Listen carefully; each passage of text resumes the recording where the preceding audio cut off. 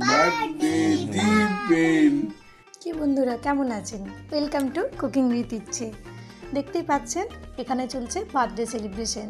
আর এই সেলিব্রেশনের কেকটাতে আমি ময়দা, ডিম আর চিনি কিচ্ছু ব্যবহার করিনি, এমনকি কেক পেপারও ব্যবহার করিনি। তাহলে কিভাবে বানিয়েছি জানতে হবে তো, একটু ওয়েট করুন।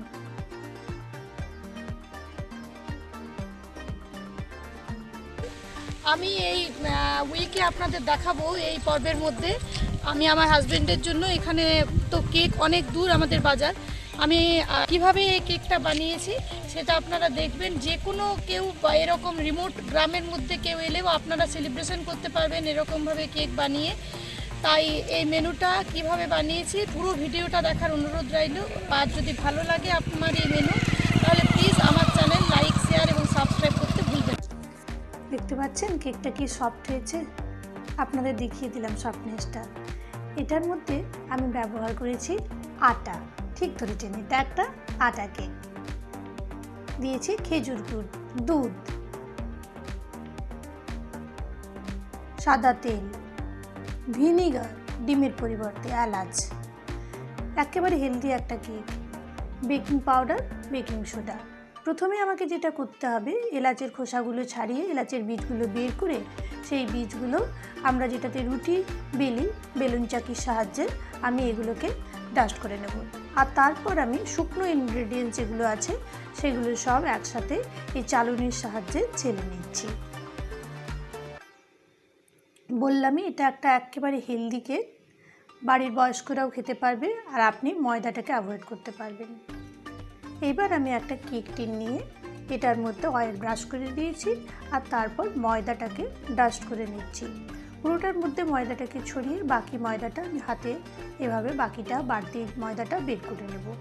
এটা আপনি আটাও ব্যবহার করতে পারেন।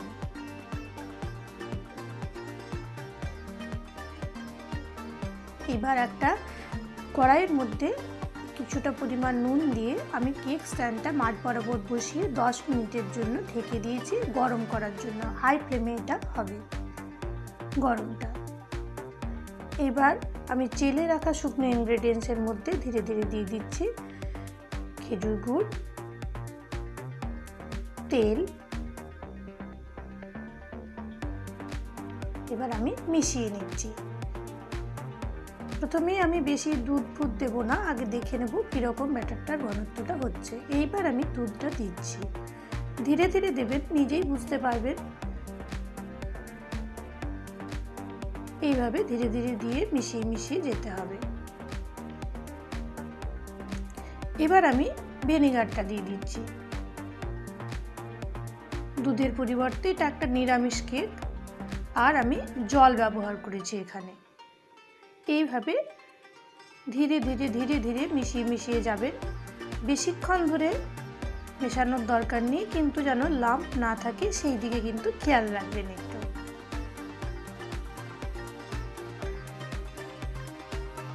খুবই চটপট তৈরি হয়ে যাবে আর বাড়ির প্রিয়জনকে আপনি এইভাবে সারপ্রাইজ দিতে পারবেন একটা স্বাস্থ্যকর কেক দিয়ে। এইভাবে যখন একটার উপর আরেকটা পরত পড়বে ফিতের মতো, তখন বুঝবেন কেকের ব্যাটার রেডি। তখন একটা এই টিনের পাত্র যেটা আমি রেডি করে রেখেছিলাম কেক টিনটা, সেটার মধ্যে আমি ঢেলে নিচ্ছি কেকের ব্যাটারটাকে।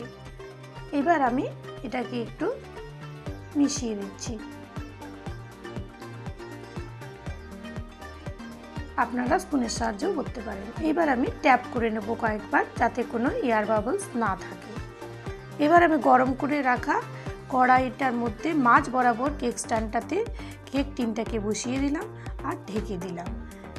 40 মিনিটের জন্য এটা লো টু হাই ফ্লেমে ঢাকা ছিল। এবার আমি চেক করে নেব। যখন দেখবেন যে কোনো রকম কেকের কিছু বেরিয়ে না আসছে এই টুথস্টিকের মধ্যে বা ছুরির মধ্যে, তখন বুঝবেন কেক রেডি। তখন খুবই সাবধানে এইভাবে কেকটাকে বের করে নিতে হবে। তারপর 2-3 ঘন্টা ওয়েট করে ছুরির সাহায্যে একটা পাত্রের মধ্যে দেখুন কেক রেডি। এইবার সময় ডেকোরেশনের আমি এখানে বিস্কুট ব্যবহার করেছি। এই বিস্কুটগুলোর থেকে প্রথমেই ক্রিমগুলো বের করে নেব আর তারপর আমি অর্ধেক বিস্কুট গোটায় রেখে দেবো ক্রিম ছাড়া, আর বাকিগুলোকে আমি কালো অংশটাকে গুঁড়ো করে নেব। আর সাদা অংশটাকে আমি মানে ক্রিমটাকে দুধ দিয়ে লিকুইড করে নিয়েছি মিক্সারে, আর বাকি কালো অংশটাকে দুধ দিয়ে একটু জাস্ট ঘুরিয়ে নিতে হবে, একটু গরম করতে হবে।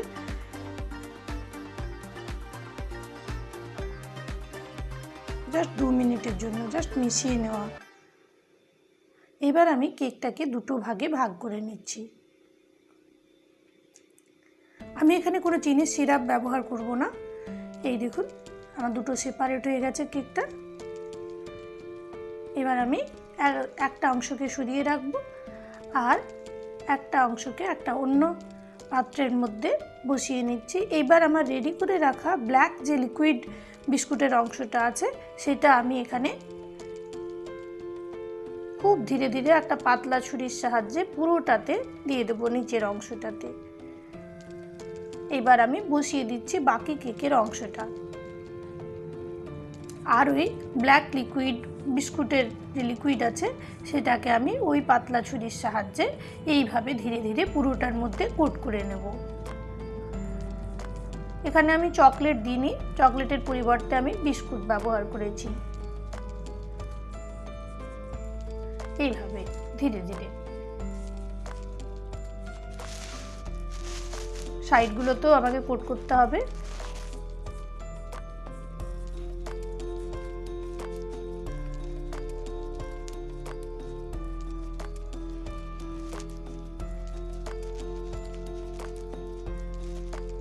ধীরে ধীরে খুব সাবধানে করবেন। এইবার আমি দিয়ে দিচ্ছি যেটা আমি মিক্সারে দেখলেন যে 2-3 চামচ দুধ দিয়ে ক্রিমটাকে আমি একটু মিক্সারে ঘুরিয়ে নিয়েছি, সেইটাকে দিয়ে দেবো।